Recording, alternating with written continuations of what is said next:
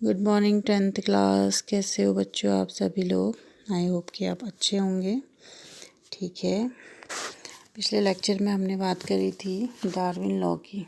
ठीक है, Darwin law की बात करी थी हमने। उसमें जाना था कि प्रत्येक जीव में क्या होती है, संतान उत्पन्न करने की अपार क्षमता होती है। ठीक है ना। दूसरा हमने कहा था जीवन संघर्ष होता है अंतर जातियों में, अपनी ही जाति के अंदर और विभिन्न जातियों के बीच। फिर हमने बात करी थी कि जो गुण प्रकृति में अपने को अनुकूलन कर लेता है, उस प्रकृति उसका क्या कर लेती है, चयन कर लेती है और उस चयन किए हुए गुण को आगे पीढ़ी में ले जाती है। ठीक है। और पांचवा था कि इन्हीं जो नए परिवर्तन आए हैं या जो विभिन्नताएं इसमें आई हैं, उनसे क्या होता है, नई जातियों का क्या होता है, विकास होता है। ठीक है, ये सब हमने क्या पढ़ा था, पिछले लेक्चर में पढ़ा था। ठीक, आज जो हमारा लेक्चर है वो है वर्गीकरण और विकास। ठीक है, वर्गीकरण और विकास। विकास क्या हुआ, एक कोशिकीय जीव से बहुकोशिकीय जीव बनने का जो सफ़र है वो क्या कहलाता है, आपका विकास या जैव विकास कहलाता है। वर्गीकरण आपने 9th में पढ़ा है। वर्गीकरण मतलब कि जीवों को हम उनके गुणों की समानता और असमानता के आधार पर जब हम क्या करते हैं, उनको कैटेगराइज करते हैं, तो वो क्या कहलाता है, वर्गीकरण कहलाता है। जैसे हमने पढ़ा था प्रोटोजोआ, फॉरिफेरा, स्लेंड्रेटा, एनिलीडा, आर्थ्रोपोडा। ठीक है, और इस तरीके से तो क्या हो गया, उनकी समानताओं के आधार पर जब हम उनको बांट देते हैं तो वो क्या कहलाता है, या विभिन्नताओं के आधार पर बांटते हैं तो उसको हम क्या कह देते हैं, वर्गीकरण कह देते हैं। ठीक है, आज हम दो प्रकार के अंगों की बात कर रहे हैं, यानी कि जो एक अभिलक्षण है कि ह्यूमन में क्या होता है, 4 पैर होते हैं ना, 4 पैर होते हैं, और जो स्तनधारी हैं उसमें भी, जो क्या कुत्ता बिल्ली है उसमें भी 4 पैर होते हैं। तो ह्यूमंस में क्या होता है कि जो जंतुओं के आगे के पैर थे वो अग्रपाद का रूप क्या हो जाते हैं, अग्रपाद में बदल जाते हैं। ठीक है, तो 2 तरीके के अंग पढ़ेंगे हम। एक है पहला हमारा समजात अंग। ठीक है, पहला जो है हमारा समजात अंग। ठीक है, दूसरा है हमारा समवृत्ति अंग। ठीक है, पहला पढ़ते हैं हम समजात अंग। ठीक, पहला है समजात अंग। ठीक, तो ऐसे अंग, ध्यान से सुनिएगा, ऐसे अंग जो उत्पत्ति, ठीक है, उत्पत्ति और उद्भव में समान हो। उत्पत्ति और उद्भव में तो क्या हूँ, समान हूँ। ठीक है, लेकिन जो उनके कार्य होंगे वो क्या होंगे, अलग होंगे। ठीक है, समझ रहे हैं बात को, कि जो समजात अंग हैं वो क्या होंगे, उत्पत्ति और उद्भव में तो समान होंगे लेकिन कार्य में क्या होंगे, अलग अलग होंगे। ठीक है, आप समझते हैं इसको कैसे, देखिए जैसे चित्र में आप देख रहे हैं, एक क्या है, मनुष्य का हाथ है, दूसरा चिड़िया का हाथ है, तीसरा क्या है, चमगादड़ का हाथ है। ठीक है, तीनों के जो अग्रपाद हैं, यानी कि जो हाथ है उसको अग्रपाद बोलते हैं। ठीक है, मनुष्य में वो क्या करता है, अलग कार्य करता है, चिड़िया में वो उड़ने का काम करता है, चमगादड़ में भी उड़ने का ही काम करता है। ठीक है, तो लेकिन जो मनुष्य है उसमें क्या काम करेगा, पकड़ने का काम करेगा ना, और चिड़िया और चमगादड़ में उड़ने का काम। लेकिन इन तीनों का जो उद्भव और उत्पत्ति है वो क्या है, अग्रपाद है, यानी कि जो हमारा आगे का हाथ है वही क्या है, ह्यूमंस में क्या है, और ज़्यादा डेवलप होकर चीज़ों को पकड़ने का या अन्य कार्य करता है। चिड़िया में वो ही क्या है, जो पंख बने हैं वो अग्रपाद का रूपांतरण है, यानी कि जो आगे वाले जो हमारे पैर थे या स्तनधारियों में, वही क्या बन गए हैं, अग्रपाद का रूपांतरण, यानी कि वो पंखों में क्या हो गए हैं, परिवर्तित हो गए। चमगादड़ में क्या हो रहा है कि उसमें जो अग्रपाद है वो क्या हो रहा है, हड्डियों में उसकी त्वचा क्या हो गई है, फैल गई है। ठीक, तो इसलिए वो क्या हो रहा है, वो रियल पंख नहीं है लेकिन पंख के जैसा वो स्ट्रक्चर बना देती है जो उसको उड़ने में हेल्प करता है। ठीक है, समझ गए। तो कहने का मतलब है कि जो समजात अंग होते हैं वो कैसे होते हैं, उत्पत्ति उद्भव में तो समान होते हैं, यानी कि तीनों का निर्माण किससे हुआ है, अग्रपाद से हुआ है। अग्रपाद में मनुष्य में क्या हुआ है, हाथ का विकास हुआ है, पकड़ने के लिए, खाना खाने के लिए, अन्य कार्यों के लिए। चिड़िया में जो अग्रपाद है वो पंखों में परिवर्तित हो गया। चमगादड़ में भी वो क्या है, पंख की तरह व्यवहार करता है। ठीक है, लेकिन उनकी जो उत्पत्ति है या उद्भव है, मतलब वो एक ही जगह से क्या हुए हैं, ओरिजिनेट हुए हैं, उद्भव हुए हैं उनका, ठीक है। लेकिन कार्य में क्या होते हैं, असमान होते हैं। कार्य क्या होंगे उनके, अलग अलग होंगे। कार्य क्या होंगे, अलग अलग होंगे। मनुष्य का हाथ का कार्य कुछ होगा, उड़ पंख वाले जो चिड़िया है उसमें अलग होगा, और चमगादड़ में अलग तरीके से होगा, है ना। तो इसका मतलब क्या हो गया कि जो समजात अंग है वो क्या है, उत्पत्ति और उद्भव में तो समान है, लेकिन कार्य में क्या है, अलग अलग है। तो ऐसे अंगों को हम क्या कह देते हैं, समजात अंग। तो जैव विकास में देख रहे हैं कि आप क्या हो रहा है, सारे ही चीज़ों में जो अग्रपाद है वो क्या हो रहे हैं, एक जैसे हैं। तो हम कह सकते हैं कि जो चिड़िया है या चमगादड़ है, मनुष्य है, उसकी जो अंगों का विकास है वो क्या रहा होगा, एक जैसा ही रहा होगा, लेकिन रूपांतरण के कारण उनके जो कार्य हैं वो क्या हो गए, अलग अलग हो गए, ठीक है। नेक्स्ट हम बात करते हैं समवृत्ति अंगों की या समजात अंगों की, ठीक है। अभी हमने क्या पढ़ा था, समजात अंग, अब हम पढ़ते हैं समरूप अंग, ठीक है। समरूप या इसको बोलते हैं समवृत्ति अंग, ठीक है, समवृत्ति अंग, ठीक। इसमें क्या हो रहा है, उल्टा हो जाएगा। इसमें क्या हो रहा है, कार्य तो समान होगा, ठीक है, कार्य क्या होगा, समान होगा, लेकिन उत्पत्ति और उद्भव क्या होंगे, अलग अलग होंगे, ठीक है। उसमें क्या था, उत्पत्ति और उद्भव समान था, कार्य अलग थे, यहाँ उल्टा हो रहा है, ठीक है। कार्य क्या है, इनके समान है, लेकिन जो ओरिजिन है वो क्या है, या उत्पत्ति उद्भव है वो क्या है, अलग अलग है, ठीक है। जैसे देखते हैं, सबसे ऊपर इसमें क्या है, देखिए चमगादड़ का पंख है, फिर चिड़िया का पंख है, फिर तितली का पंख है ना। तो चमगादड़ का पंख क्या है कि ये क्या है, हड्डियों पर, जो चमगादड़ की हड्डियां हैं या उसके जो नाखून लाइक स्ट्रक्चर है, उसमें क्या है, जो अंगुलियां हैं वो त्वचा उनमें फैल गई है, और तो पंख जैसे दिखते हैं, और ये भी उड़ने का काम करते हैं, ठीक है। और चिड़िया के जो पंख हैं वो किसका रूपांतरण बताए थे अभी मैंने, अग्रपात का रूपांतरण है, ठीक है। चिड़िया के जो पंख हैं वो क्या है, अग्रपात का रूपांतरण है, और उड़ने का ही कार्य करते हैं। तीसरा जो है, तितली के पंख हैं, वो किसके बने होते हैं, काइटिन के बने होते हैं, ठीक है, काइटिन के बने होते हैं, ये भी उड़ने का काम करते हैं। तो कहने का मतलब क्या है कि जो समरूप अंग होते हैं वो दिखने में एक जैसे होते हैं, ठीक है, कार्य एक जैसा होता है, लेकिन उनका जो मूल है, उत्पत्ति और उद्भव, वो एक जैसा नहीं होता है। देखिए चमगादड़ क्या है, स्तनधारी है ना। चिड़िया क्या है, पक्षी वर्ग में आती है, और तितली कहाँ आती है, आर्थ्रोपोडा में। तो सबके जो ओरिजिन है वो क्या है, अलग अलग है, लेकिन कार्य क्या है, पंखों से उड़ने का कार्य किया जाता है, तो कार्य इनके क्या है, एक समान है। तो विकास में ये पता चलता है कि एक दूसरे से ही हमारा विकास हुआ है ना। समजात अंग में हमने देखा था ना कि क्या हुआ है, उसमें अग्रपात जो थे वो अलग अलग जीवों में अलग अलग मॉडिफिकेशन उसमें पाया जा रहा है। समझ रहे हैं बात को, कि जो हमारे जो चार पाद थे, जो आगे के पाद हैं, मनुष्य में वो हाथ में कन्वर्ट हो गए, चिड़िया में वो पंखों में कन्वर्ट हो गए, चमगादड़ में भी वो त्वचा के फैलाव द्वारा पंखों में कन्वर्ट हो, ठीक है। तो इस तरीके से क्या है, समजात और समवृत्ति अंग भी क्या है, विकास की चीज़ों को समझने में हमें क्या करता है, हेल्प करते हैं, ठीक। अच्छा नेक्स्ट हम देखते हैं, देखिए अगर आपके पास एनसीईआरटी होगी तो उसमें भी देखिएगा, बीच में इसमें है जंगली गोभी, ठीक है, और चारों ओर से क्या है, ये है गांठ गोभी, ठीक, ये फूल गोभी, ये है ब्रोकली, ये है बंद गोभी, ये है लाल गोभी, और ये है केल, ठीक है। तो इसको बोलते हैं अनुकूलनीय विकिरण, अनुकूलनीय विकिरण, ठीक है।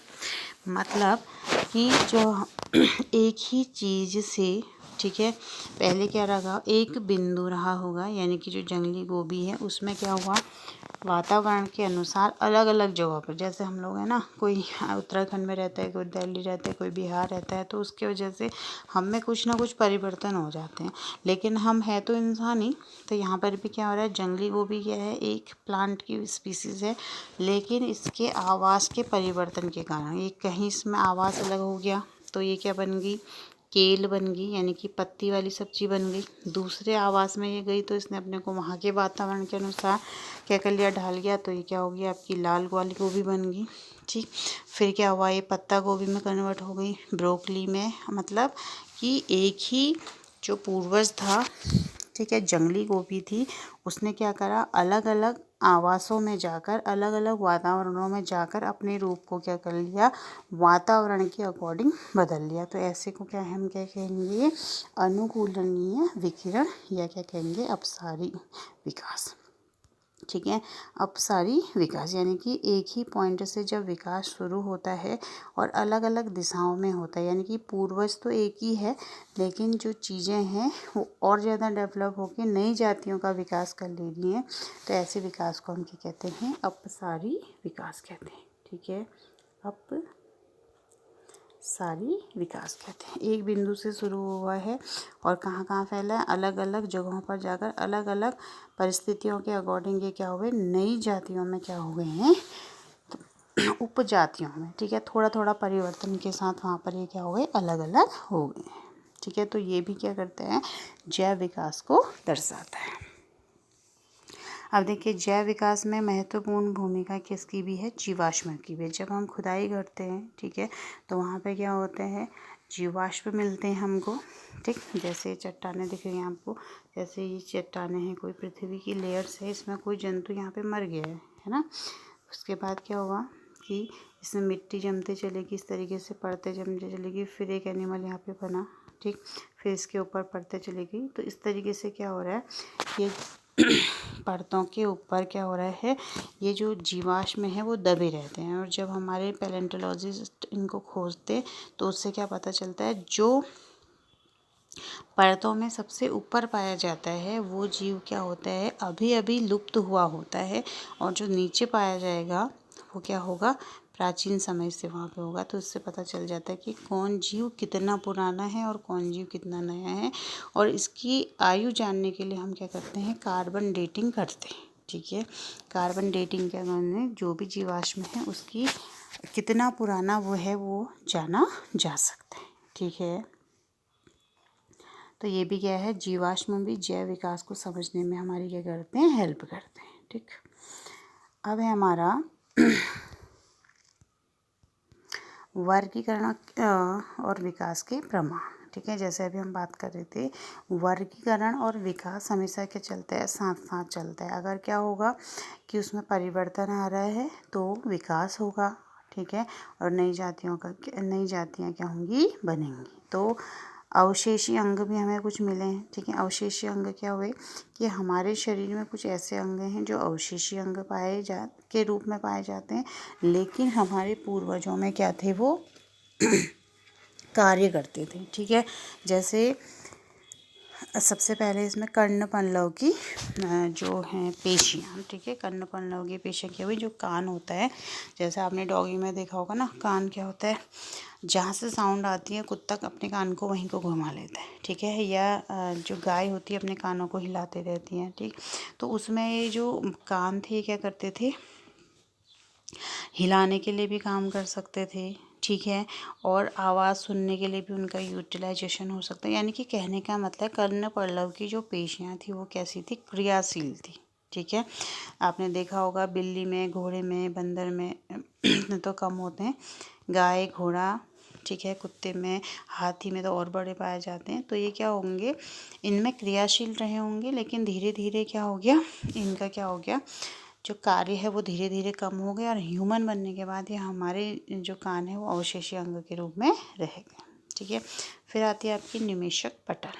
ठीक, निमेशक पटल क्या हुई कि जो आप अगर शीशे में अपनी आँख को देखेंगे तो किनारे की ओर तिकोना सा जो स्ट्रक्चर दिखता है वो क्या है, आपकी निमेशक पटल है। ठीक है, तो हम में तो ये कुछ काम की नहीं है, इसलिए अवशेषी अंग है, लेकिन जो मेंढक हैं, खरगोश हैं या खरा है, उसमें ये क्या करती थी आँख को साफ करने, कॉर्निया को साफ करने का काम करती थी। लेकिन हमें ये क्या है अवशेषी अंग के रूप में। तो इससे हमें पता चल सकता है कि हमारा जो विकास हुआ है वो क्या हुआ है, निम्न जीवों से ही हुआ है। ठीक है। फिर है त्वचा पे बाल। ठीक है। जैसे अदर एनिमल को आप देखोगे ना, बंदर है, कुत्ता है, गाय है, उनके शरीर पे बाल पाए जाते हैं क्योंकि वो ताप नियंत्रण में हेल्प करते हैं। लेकिन हमारे शरीर में वो रोम के रूप में, अवशेषी अंग के रूप में रह गए क्योंकि हम में उनका उतना ज़्यादा काम नहीं है। ठीक है। तो ये भी क्या हो गया, अवशेषी अंग के रूप में हमारे शरीर में रह गए। ये देखिए ये क्या है, आपकी मनुष्य की जो आँख है यहाँ पर को निमेशक पटल पाई जाती है ना। अब है आपका नेक्स्ट जो है वो है कृमि रूपी परिशेषिका। ये कृमि रूपी परिशेषिका। तो कृमि रूपी परिशेषिका जो होती है वो शाकाहारी जंतुओं में, जैसे गाय, खरगोश, भैंस, इसमें क्या होती है, बड़ी होती है क्योंकि वो क्या होते हैं, पूर्णतया शाकाहारी होते हैं, यानी कि सेल्यूलोज का पाचन वो करते हैं। ठीक है। लेकिन मनुष्य क्या है, सर्वाहारी है, तो इसलिए इसमें जो कृमि रूपी परिशेषिका है वो एक अवशेषी अंग के रूप में पाई जाती है। तो ये प्रमाणित करती है कि जो मनुष्य का विकास हुआ है वो शाकाहारी जीवों से हुआ है। ठीक है। फिर इसमें क्या है कि उड़ने में सहायक पेशियाँ। ठीक है। उड़ने वाले पक्षियों को उड़ने में सहायक पेशियाँ या जो पंख होते हैं वो गति देते हैं। लेकिन कुछ जो पक्षी होते हैं जैसे शुतुरमुर्ग, कीवी, ये तेज दौड़ते हैं। ठीक है। लेकिन इनमें पंखों का उपयोग उतना ज़्यादा नहीं होता है। तो इससे भी पता चलता है कि जो पक्षी थे वो क्या थे, पहले ज़मीन पर रहते थे, दौड़ते थे, और उन्हीं से उड़ने वाले पक्षियों का क्या हुआ है, विकास हुआ है। ठीक है। फिर है अजगर और सर्प में अवशेषी मेखला। ठीक है। तो सांप और जो अजगर थे उसमें क्या होते थे, पैर नहीं होते थे। ठीक है। लेकिन उसमें उनकी जैसी संरचनाएं पाई जाती थी, जिससे पता चलता है कि सरीसृपों का जो विकास हुआ है वो रेंग कर चलने वाले जीवों के से ही हुआ होगा, जिससे उनके शरीर में ये अवशेषी मेखलाएं पाई जाती हैं। ठीक है। फिर आता है, ये तो आपकी क्या होगी, सारी अवशेषी अंग हो गए। तो अवशेषी अंग भी क्या दिखाते हैं कि हमारा जो विकास रहा होगा वो ऐसे जीवों से रहा होगा जिनमें ये अंग क्या थे, पूर्णतया विकसित थे। ठीक है। जैसे पुच्छ कशेरुका है, मनुष्य में बहुत छोटी सी पाई जाती है, लेकिन गाय है, बिल्ली है, हर किसी में पुच्छ पाई जाती है। तो ऐसे ही जीवों से हमारा क्या हुआ होगा, विकास हुआ होगा। ठीक है। फिर हम पढ़ते हैं संयोजी जंतुओं में विकास के प्रमाण।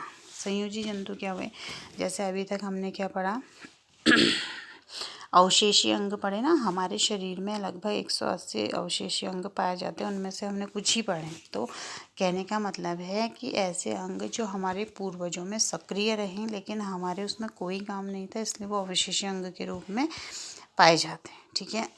तो ये बताता है कि हमारा जो विकास हुआ है वो निम्न जीवों से उच्च कोटि की ओर हुआ है। ठीक है। अब हम क्या पढ़ रहे हैं, संयोजी जीवों के प्रमाण। संयोजी जीव क्या हुए, ठीक है, जैसे कि आपने पढ़ा है फोरिफेरा, ठीक है ना, सिलेंट्रेटा, या आपने पढ़ा है पक्षी वर्ग, ठीक है, मत्स्य वर्ग, एम्फीबिया, ये सब पढ़े। तो इन दोनों के बीच की जो कड़ी, कोई ऐसा वर्ग जैसे है सरीसृप और पक्षी वर्ग, है ना, तो इसके बीच की कोई ऐसी कड़ी जो ये बता दे हमें कनेक्टिव लिंक कि इससे इसका विकास, तो माना जाता है कि सरीसृप से ही पक्षी वर्ग का विकास हुआ है। ठीक है। तो इस तरीके से हर जो ग्रुप हैं या वर्ग हैं उन दोनों के बीच में ऐसी न ऐसी कोई कड़ी होती है जिससे ये पता चलता है कि इस संघ से या इस वर्ग से अगले वर्ग वाले जीव का क्या हुआ होगा, विकास हुआ होगा। ठीक है। तो सबसे पहले हम इसमें पढ़ते हैं वायरस। ठीक है, दिया नहीं है इसमें लेकिन फिर भी आपको बता देते हैं। सबसे पहला है वायरस। ठीक है। वायरस, तो वायरस क्या है, सजीव और निर्जीव के बीच की कड़ी है। सजीव और निर्जीव के बीच की कड़ी है। ठीक है। तो वायरस क्या हुए, विषाणु। तो अगर हम क्या हो रहे हैं, इसको किसी भी जीवित कोशिका में डालेंगे तो ये रोग उत्पन्न करता है, यानी कि डिजीज़ कॉज करता है। लेकिन अगर हम इसको एक पाउडर के रूप में एयर टाइट डब्बे में रख देंगे तो ये सालों साल निर्जीव के लक्षणों को क्या करेगा, प्रदर्शित करेगा। क्या कहा मैंने कि अगर हम वायरस को एज अ पाउडर के रूप में क्या है, ये एयर टाइट डब्बे में रख देंगे तो वो निर्जीव के गुण व्यक्त करता है। जबकि अगर हम उसको किसी सजीव कोशिका, जैसे यहाँ पे बच्चे का चित्र है, इसके शरीर के अंदर अगर हम इसे इंटर करा दें तो वहाँ पर ये क्या करेगा, रोग को उत्पन्न करेगा। तो वहाँ पर ये सजीवों के लक्षण दिखाएगा। ठीक है, तो वायरस क्या हो गया, सजीव और निर्जीव के बीच की क्या हो गया, आपकी कड़ी हो गया। दूसरा है आपका युगलीना। ठीक है, तो युगलीना क्या है, इसमें क्या पाया जाता है, ये जंतु जगत और पादप जगत, ठीक है, ये पादप और जंतु जगत के बीच की कड़ी माना जाता है। किसको, युगलीना को। ठीक है, किसको माना जाता है, युगलीना को जंतु जगत और पादप जगत के बीच की कड़ी माना जाता है। ठीक है, क्यों, युगलीना में क्या है, प्रकाश संश्लेषण करने के लिए हरित लवक पाया जाता है, तो ये पादप के गुण शो करता है। और जब क्लाउडी डे होता है या बारिश लगातार होती है तो ये जंतु की तरह भोजन पकड़ सकता है, तो इसलिए ये क्या है, जंतु की तरह बिहेव कर सकता है। तो इसलिए हम कह सकते हैं कि जो युगलीना है वो पादप जगत और जंतु जगत के बीच की क्या है, कड़ी है। ठीक है, तो जिससे पता चलता है कि पादप जगत के बाद ही जंतु जगत का क्या हुआ है, विकास हुआ है। ठीक है, यह है युगलीना का चित्र देखेंगे। ठीक, तो इसमें क्या है, हरित लवक पाया जा रहा है। तो ये क्या शो कर रहा है आपका क्या शो कर रहा है कि ये क्या है, पादप के लक्षण कर रहा है। ठीक है, और दूसरा इसमें फ्लैजिला पाया जाता है, जो कि ये छोटे जीव जंतुओं को मारकर, ठीक है, उनको खा सकता है। तो इसलिए ये क्या है, और गति भी करता है, फ्लैजिला की वजह से गति भी करता है। तो जंतुओं के करैक्टर भी ये दिखाता है। ठीक है, तो युगलीना क्या हो गया, पादप जगत और जंतु जगत के बीच की कड़ी हो गया। फिर आता है आपका आर्क्योप्टेरिक्स, बहुत इंपॉर्टेंट है, 1 नंबर के क्वेश्चन में मोस्टली पूछा जाता है। ठीक है, तो आर्क्योप्टेरिक्स क्या है, देखिए आर्क्योप्टेरिक्स पहले तो क्या है, जीवाश्म है। ठीक है, जीवाश्म में भी बताया था ना कि धरती के नीचे जब कोई जीव जम जाता है और बाद में खुदाई में मिलता है तो उसको हम क्या कहते हैं, जीवाश्म कहते हैं। और इस जीवाश्म में क्या मैं मिला था कि जब इसको देखा गया था तो इसमें सरीसृप और पक्षी वर्ग के दोनों के करैक्टर क्या हुए थे, पाए गए थे। जैसे जो इसके दांत हैं उसमें जबड़े हैं, यानी कि मुंह है, उसमें दांतों का पाया जाना, जबकि आप नॉर्मल चिड़िया को देखोगे उसके में दांत नहीं होते। लंबी पूंछ का पाया जाना किसका है, और नखर युक्त अंगुलियां होती हैं, ये सरीसृप का लक्षण है। ठीक है, और पंख का पाया जाना ये पक्षी वर्ग का लक्षण है। ठीक है, तो इस तरीके से माना गया है कि आर्क्योप्टेरिक्स क्या है, सरीसृप और पक्षी वर्ग के बीच की क्या है, संयोजी कड़ी। किस किस के बीच की, सरीसृप और पक्षी वर्ग के बीच की क्या है, कड़ी है। ठीक है, तो ये बहुत इंपॉर्टेंट है, इसको आप ध्यान में रखिएगा। ठीक है, तो इसका मतलब क्या हुआ कि किन्हीं दो वर्गों के बीच की जो जीव होते हैं उनको क्या कहते हैं, संयोजी कणियाँ कहते हैं। ये भी क्या है, जो जीवाश्म विज्ञान है। ठीक है, जैसे जीवाश्म था एक तरीके का, तो ये भी क्या करता है, जैव विकास को समझने में क्या करता है, हेल्प करता है। और जो संयोजी कणियाँ हैं कि इस संघ के बाद इस जीवों का विकास हुआ होगा तो ये वर्ग बना होगा। तो संयोजी कणियाँ भी क्या करती हैं, विकास की जो कणियाँ, टूटी कणियाँ हैं उनको समझने का क्या करती हैं, प्रयास करने में हमारी मदद करती हैं। ठीक, अब हम पढ़ रहे हैं जीवाश्म अभी आगे भी देखा था हमने जीवाश्म विकास के प्रमाण। तो जीवाश्म के थ्रू भी हम क्या कर सकते हैं, विकास को क्या कर सकते हैं, समझ सकते हैं। ठीक है, तो जैव विकास क्या हो गया कि जैव विकास को समझने के लिए हम क्या कर रहे हैं, तो विभिन्न प्रकार के अंगों को समझ रहे हैं। जैसे हमने यहाँ पे क्या पढ़ा था, समरूप अंग पढ़ा था, फिर समजात अंग पढ़ा था, फिर हमने क्या पढ़ा था, अपसारी विकास, यानी कि एक पॉइंट से जब विकास शुरू होता है और अलग अलग वातावरण में जाकर उसमें कुछ चेंजेस आ जाते हैं तो उसको क्या कहते हैं, अभिसारी विकास। फिर हमने जीवाश्म के थ्रू विकास को जानने की कोशिश करी थी। फिर हमने पढ़ा था अवशेषी अंग के बारे में। तो अवशेषी अंग क्या हुए? कर्ण, पर्णव की पेशियाँ, निमेशक पटल, त्वचा पर बाल, ठीक है, कृमि रूपी परिशेषिका, पुच्छ कशेरुका, ठीक। ये सब क्या हो गए? अवशेषीय अंग। तो ये माना जाता है कि मनुष्य में अवशेषीय अंग थे, तो उनसे उसके पूर्वजों में ये क्या होंगे? क्रियाशील अंग के रूप में रहे होंगे, ठीक है। फिर हमने पढ़ा संयोजी कणियाँ। तो संयोजी कणियाँ भी हमको ये बताती हैं कि इस जीव से अगले जीव का क्या हुआ होगा? विकास हुआ होगा, ठीक है। तो ये क्या हो गया आपका? पूर्ण विकास। क्या क्या था इस चैप्टर का नाम? जैव विकास और आनुवांशिकता, ठीक है। तो यहाँ पर ये चैप्टर आपका पूरा होता है। फिर नेक्स्ट उसमें आपको क्वेश्चन आंसर कर रहा हूँ, ठीक है बच्चों। आज के लिए इतना ही। थैंक